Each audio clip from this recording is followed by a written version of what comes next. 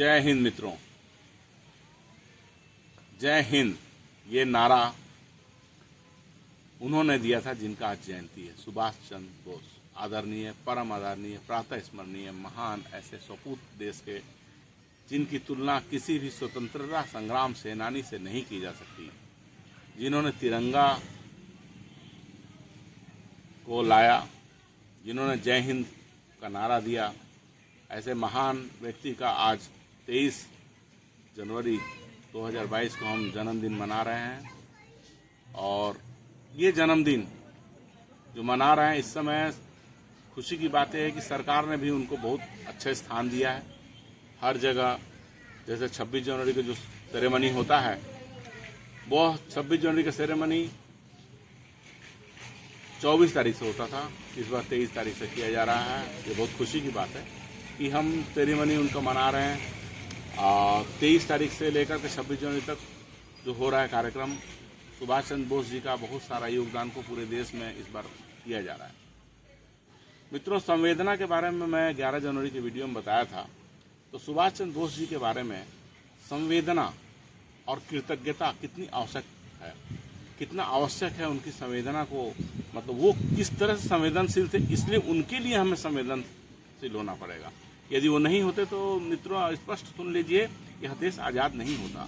सुभाष चंद्र बोस का जो तरीका था, उन्होंने जो सेना बनाई थी, उस सेना के कारण अंग्रेज के चूल्हे हिल गए थी। कई देशों ने मान्यता दिया था, उन्होंने सरकार बनाई थी और उस सरकार के पहले प्रधानमंत्री थे। इसलिए मैं तो कहता हूं कि भारत का पहला प्रधानमंत्री सुभाष चंद्र बोस को ही मानना चाहिए, दूसरा चाहे उसके बाद जिनका भी नाम आए। मेरा कहना ये है कि संवेदना पर चूंकि मैंने 11 जनवरी को बहुत अच्छा वीडियो बनाया है, और संवेदना के ऊपर जो वीडियो बनाया, तो संवेदना और कृतज्ञता एक मंत्रालय होना चाहिए। संवेदना और कृतज्ञता मंत्रालय, यह क्यों होना चाहिए? आज 23 जनवरी 2022 को मैं यह अपील कर रहा हूं भारत सरकार से कि संवेदना और कृतज्ञता मंत्रालय का गठन शीघ्र करें, और इसके लिए मैं संघर्ष करूंगा।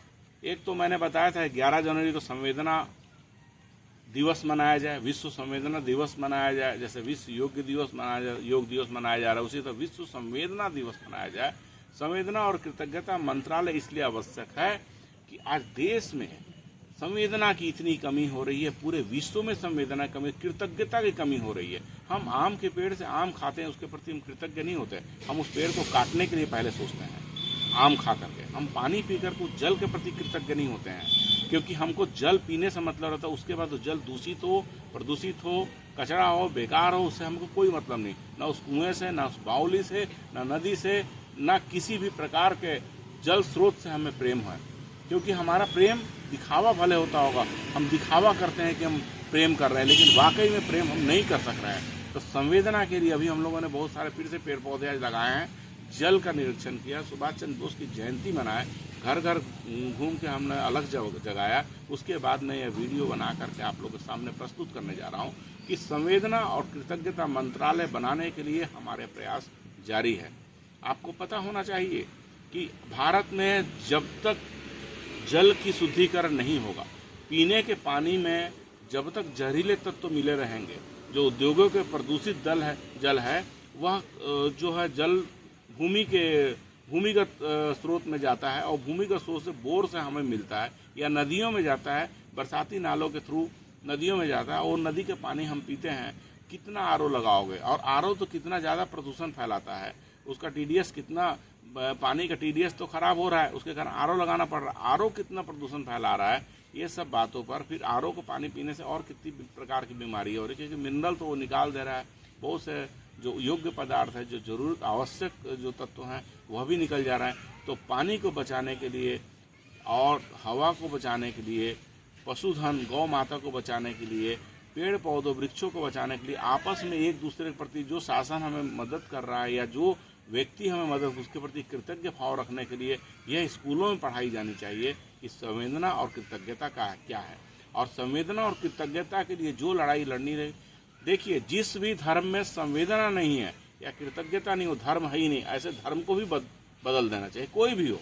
और इससे कोई कुछ बोल नहीं सकेगा। संवेदना और कृतज्ञता के विरुद्ध में कोई भी संप्रदाय यह नहीं कह सकता कि नहीं हम गलत बात कर रहे हैं या इसमें सांप्रदायिकता की बू आ रही है। हम ये कह सकते हैं कि नहीं ये बहुत अच्छी बात कही जा रही है। इसलिए संवेदना और कृतज्ञता के ऊपर भारत सरकार को चाहिए कि हर स्कूल के बच्चों को उनके योग्यता अनुसार 12th तक और उसके बाद कॉलेज में और अन्य उच्च शिक्षण संस्थाओं में संवेदना क्या होता है, उसकी कहानियाँ, उस पर संवेदना क्यों आवश्यक है, संवेदना किस तरह से मानव जाति के उत्थान के लिए और मानव जाति और पशुधन और जीव जंतुओं को, वनस्पति को बचाने के लिए आवश्यक है, किस तरह से संवेदना आने से कहीं भी जो बम फटने का संभावना रहता है, गोली चलने की संभावनाएं है, वो कैसे हम आतंकवादी गतिविधियों को रोक सकते हैं जब सब संवेदनशील हो जाएंगे। यदि आदमी में संवेदना नहीं हो तो उस धर्म को नष्ट करने के लिए सरकार की क्या योजना है, यह सोचना पड़ेगा। ऐसे धर्म को क्या जरूरत है जो धर्म हिंसा सिखाता है। चाहे कोई भी, मैं किसी एक धर्म पे इशारा नहीं कर रहा हूँ, सभी धर्मों में लगभग हिंसा की बातें होते जा रही है।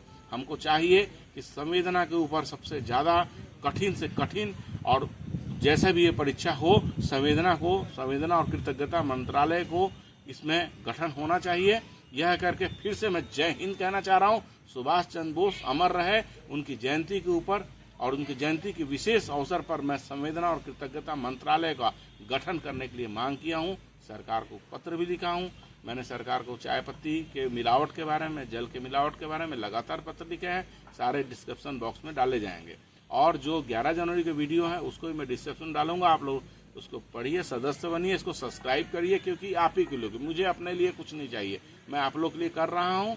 जितना मुझसे हो सकेगा मैं कर रहा हूँ और करते रहूँगा, यह मैं वादा करता हूँ। जय हिंद।